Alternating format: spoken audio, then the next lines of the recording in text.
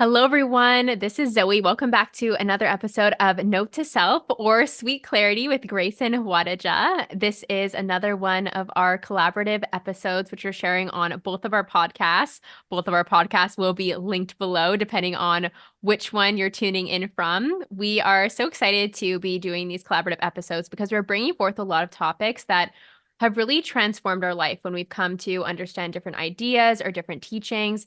And one of the ones that we're bringing forth for you today is a new perspective on masculine and feminine energy and sacred union. So, Grayson, I'd love it if you could just kick us off today and share what it is that we're going to be sharing with you. Yes, I'm so excited for this conversation today and to just drop in to this energy. We've been hearing masculine and feminine a lot lately. I feel like this is very much a buzzword in culture these days and breaking them down into like, what are they, right? Like, yes, we have both. And what does this mean? I feel like it's kind of just dropped in like, yes, okay, masculine, feminine, but like, can we actually distill what this information means because it's super useful. So, masculine and feminine energy, we can look at this in a variety of different ways. And today, like you mentioned, Zoe, we're really going to bring a fresh new perspective on this. What I think of just as the collective, what we're calling in right now, a lot of people are desiring that sacred union, that divine counterpart, that soulmate, if you will. And that's a beautiful manifestation. That's a beautiful desire. And some work, inner work must happen for that to take place. And I think focusing on these energies is a beautiful place to begin. If we want to cultivate this sacred union in our life, we need to reflect and turn inward. Do we have a sacred union within ourselves? And so, masculine and feminine energy. Yes, we have both. Let's think of masculine as the mind. This is a very logical based energy. And the feminine, we can think of it as the body. It's also driven by our emotions, right? So, we obviously have both of these. We think every day and we feel every day. And are these thoughts and these feelings integrated? Are they balanced? Are they able to communicate with one another? What is the relationship dynamic within yourself of these? And playing around in this space, there's so much depth to go in this area. But I think that's a really great place to start if, let's say, cultivating a partnership and opening your heart up to receive, the masculine, if you will. This is a really good place to start. It's all about this internal reflection in order to manifest it on the external reality. Yes. I was about to be like, boom, mic drop in multiple things of what you were saying, especially around like if you are truly desiring to create that soulmate relationship or that divine union in your life, it requires that inner work of creating that sacred union within yourself and really recognizing both of these energies, really bringing awareness to them and how they feel inside of your body and your being when you're operating from those places and also how they work together in polarity. There's such expansion and depth that we can go into with this topic. And that's also why, again, we created the Girls Club because these are the types of things that we're going to be teaching and sharing on over this 3-month journey. So, any of you who are feeling the call to join an online community or you've really enjoyed these collaborative episodes that we've been bringing forth, then check out the link down below. We are so excited to share even more. But back to what I was about to expand a little bit more on is an understanding how these two energies can work together within us. Like I know for an extended period of my life, I was stuck in well, I say stuck, we're never stuck, but I was operating a lot from my masculine to the point where it started to affect my nervous system. Was suppressing emotions. I was not actually giving myself permission to be free to feel or be free to be who I am in ways because I felt pressure to operate in a specific way, like as an entrepreneur.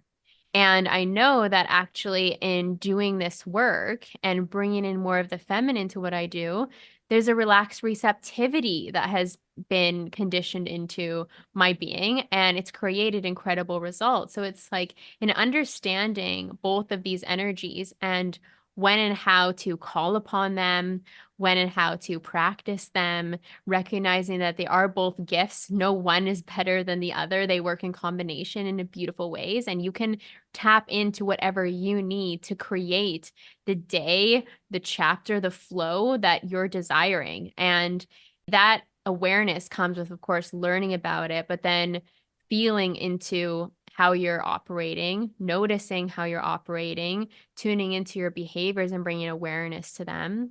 Just as a small example, like operating from the masculine, for me, I can really identify when I'm in that space because there's this subtle like rush energy around like getting work done and being productive. And that's sort of how that operates. And when I'm in my feminine, I just feel like relaxed. I feel in a flow state. I feel creative. I want to relax more. And both of these things in combination have allowed for a complete transformation of my reality in such a positive way. But before that, like I said, there are ways in which like operating in one and not being aware of that for an extended period of time created a lot of resistance. How about you, Grayson? Yeah, I love that you brought up the fact that not one is better than the other because I think we can fall into that trap when we are swinging from masculine to feminine, like swinging from side to side and thinking of it as like a pendulum, because that creates tension in your body. That creates like this fighting energy.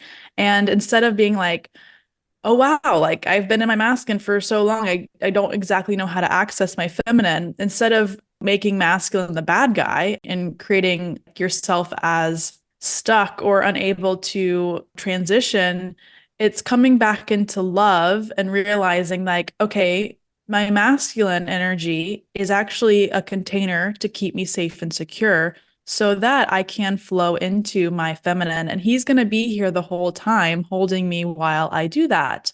Instead of being like, I'm going to be 100% masculine and 0% feminine and swing back and forth. I think that's kind of where we get caught these days, especially as women in the corporate world or as an entrepreneur or just trying to go out and live life. Like it's very easy to be stuck and get caught in that masculine energy unless we can really actively remember my essence, right? Our feminine essence to simply connect to our bodies, to flow, to tap into that creativity. That's accessed through the body. It's also accessed with other women, which is why being in these spaces, if it's, in person, if it's online, being surrounded with other feminine energy is such an amazing way to illuminate your own feminine energy. We can learn so much from each other when we're in these spaces. And then just recognizing my masculine's not the bad guy. I think that was like a huge lesson that I learned along my journey to make it mean other things. No, my masculine is actually here to protect me. It's here to offer me safety and security. It's not out to get me, right? It can help me along my path. It can help me be deeper in my feminine. And that was like a big aha moment I had along my journey as I'm deepening this connection between both. And then on the outside, deepening my connection with my partner. Yes. And what I love about what you're sharing, I mean, I've been on a similar journey as well of really identifying when I was, let's say, operating in my masculine for an extended period of time and really understanding how nurturing bringing in more feminine energy can be, is that it can be easy to make ourselves wrong. Like, oh my gosh, I've been doing this the whole time. This is not good, blah, blah.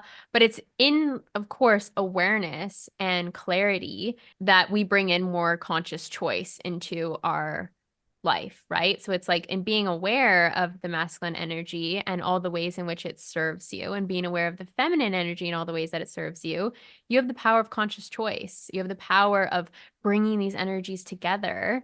And just like you said, Grace, and allow them to swirl inside of you and make magic happen and not just decide, I need to be one or I need to be the other. It needs to look like this. It needs to look like that because I read it in a book, blah, blah, blah.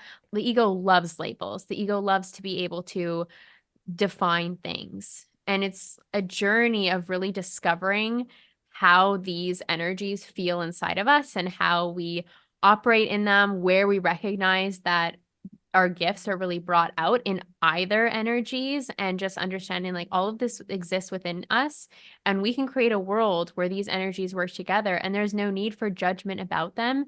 it's full acceptance. And in that acceptance is a deepening of self-love because I know for me, like I said, when I discovered and brought a lot of awareness to like keeping the masculine energy on and workaholism, let's say those two things were kind of related.